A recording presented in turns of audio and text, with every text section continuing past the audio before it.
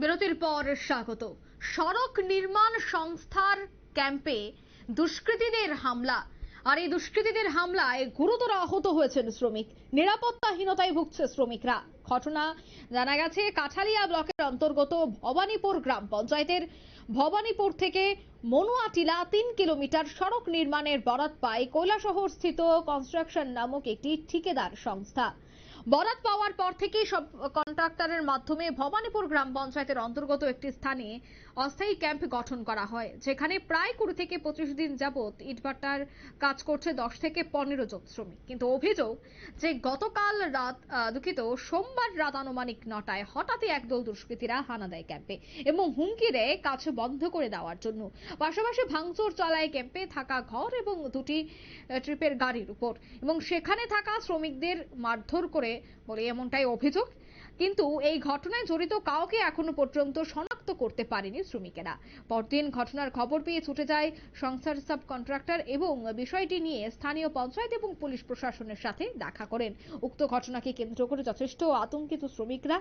একাংশের অভিমত, সরকারের উন্নয়নের ছোঁয়া থেকে সাধারণ মানুষকে বঞ্চিত করতেই দুষ্কৃতীদের এই ধরনের প্রয়াস। তবে কি বলছেন তারা, শোনাচ্ছি। আমরা তো খাইয়া দাওয়া ঘুমাইছে, ঘুমানোর পরে 9টার দিকে তারা 2টা গাড়ি লই আইছে। সব মুখ বান্ধন না, আমরা চিনি না। আমরা বাড়ির থেকে বাইর করে তারে 2-3 ঘুষে দিছে, লাঠি দিছে, এর দূরে আর আমরা জানি না। এই যে টিনের মধ্যে অনেকটি মানে দায়ের আঘাত দেখতেছে, এর কি তারকে দা ছিনে নিয়ে আইছিল? না না, দা সব আমরা দাও তারা হাতরা 2টা লয়ে গেছে, দাও 4টা লয়ে গেছে। এটি তারা কোপাইছে, জিডি তারা আছে একদম, তারাই কোপাইছে। কেমন লোক আইছে তারা? 10-12 জন লোক আছে। তারা গাড়ি দিয়ে আইছে? হ্যাঁ। কি গাড়ি? গাড়ি একটা বোলেরো গাড়ি দেখছি, আরেকটা পিছনে আমি দেখছি না। যখন আমরা খাইয়া দাইয়া যখন ঘুমাইতেছি সে সময় হঠাৎ করে মনে করো 10-12 জন মতো লোক আছে। তারপর আমাদেরকে সজাগ করিয়ে দেয়, তারপর কোনো কথা না জিজ্ঞাসা করিয়ে দেয়।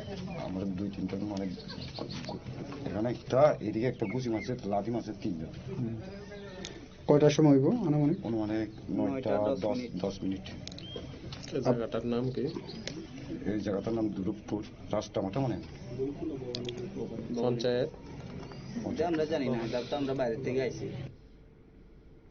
আপনারা শুনলেন তাদের বক্তব্য। শ্রমিকদের অস্থায়ী শিবিরে দুষ্কৃতীদের হামলার অভিযোগ, এবং সোনামুড়া যাত্রাপুর থানাধীন ভবানীপুর পঞ্চায়েত এলাকায় এই দুষ্কৃতী হামলার ঘটনাকে কেন্দ্র করে চাঞ্চল্য ছড়িয়েছে।